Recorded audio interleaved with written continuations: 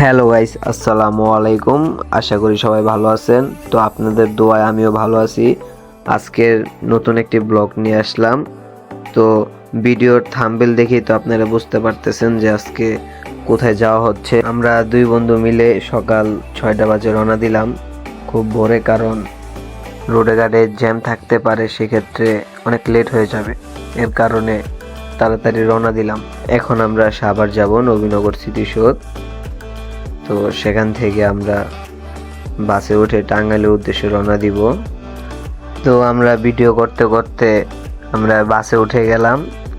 আমরা সাভার নবীনগরের ভিউটা নিতে পারি নাই, কারণ আমরা অনেক তাড়াহুড়ায় ছিলাম।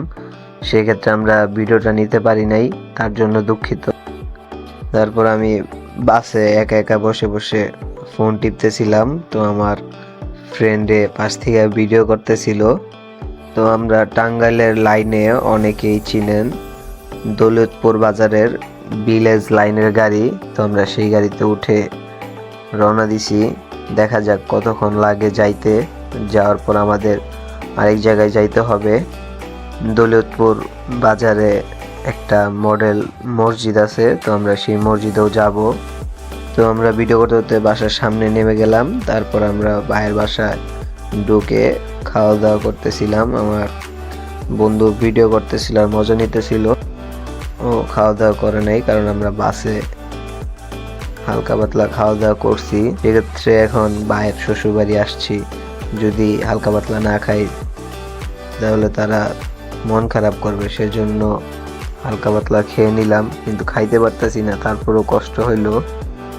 তারপর আমরা খাওয়া দাওয়া শেষ করে দুই বন্ধু বাইক নিয়ে বের হলাম সেই মডেল মসজিদের উদ্দেশ্যে।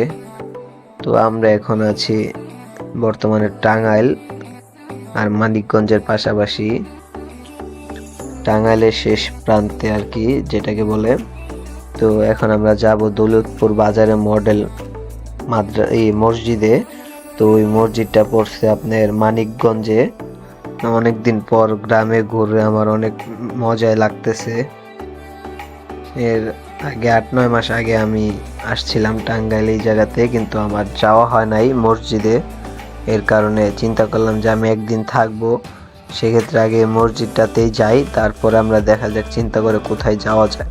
আমার মসজিদটা অনেক ভালো লাগছিল, সেক্ষেত্রে আমি হালকা পাতলা অল্প একটু খাওয়া দাওয়া করেই চলে আসলাম। সামনে সাইনবোর্ড দেখা যাইতেছে, তো সাইনবোর্ডে দেখলে অবশ্য আপনারা বুঝতে পারবেন যে সেটা কোথায়। আমরা এখন মানিকগঞ্জের ভিতরে ঢুকে গেলাম, দৌলতপুর বাজারে যাব। সেক্ষেত্রে আমরা মেন রোড দিয়ে তো আর যাইতে পারবো না, মেন রোডে সার্জেন আছে। তো আমাদের তো লাইসেন্স নাই, হেলমেটও নাই, তার জন্য আমরা গলি রাস্তা মেরে দেব গ্রামের। আমার বন্ধু হচ্ছে আবার পাগলা রাইডার, ওর কাছে বাইক থাকলে আর কিচ্ছু লাগে না, ও বাইক অনেক রাফ চালায়। সেক্ষেত্রে ওর পিছনে বসে থাকতে আমার অনেক ভয় লাগে। তার পিছনে বসে আমি ভয়ে ছিলাম যে কোন সময় না কোন সময় অ্যাক্সিডেন্ট করি। গ্রামের রাস্তা ও চেনে না ভালোভাবে।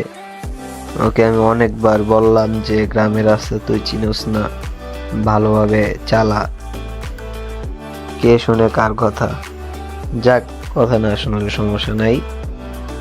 তো আমরা এখন তো আর মেন রোডে যাইতে পারবো না, এর কারণে আমরা গ্রামের গলি রাস্তা মেরে দিলাম। গ্রামের ভিতরে গলি রাস্তাগুলো অনেক সুন্দর, অনেক ভালো লাগছে আমার কাছে, পরিবেশটা অনেক ভালো।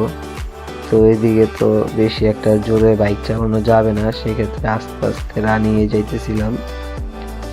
দেখতেই তো পারতেছেন এই এতটুক রাস্তায় কিভাবে কত গাড়ি আসতেছে যাইতেছে। তো আমরা গলির রাস্তার বেশি না নেই, তো আমরা মেন রোডে উঠে গেলাম এখন। আর 1-1.5 মিনিটের মধ্যে আমরা পৌঁছে যাব মানিকগঞ্জ দৌলতপুরের মডেল মসজিদে। ও অনেক জোরে বাইক চালাইতেছে, কারণ আমাদের তাড়াতাড়ি যাইতে হবে। তো আমরা 11টার মধ্যে মসজিদে যে মসজিদটা দেখে আমরা আবার চলে আসবো, আরেক জায়গায় যাব। সেই জন্য অনেক স্পিডে গাড়ি চালাইতেছে, কিন্তু রিক্সের জনক এটা আমরা জানি। অবশেষে আমরা মসজিদের সামনে চলে আসলাম। এই যে মসজিদ দেখতেই পারতেছেন, মসজিদটা অনেক সুন্দর। আমরা মসজিদের ভিতরে ঢুকে গেলাম। ভিতরে বাইকটা রাখার জন্য এক সাইডে চলে গেলাম, কারণ চিনি না জানি না, যে কেউ এসে যে কোনো কথা বলতে পারে।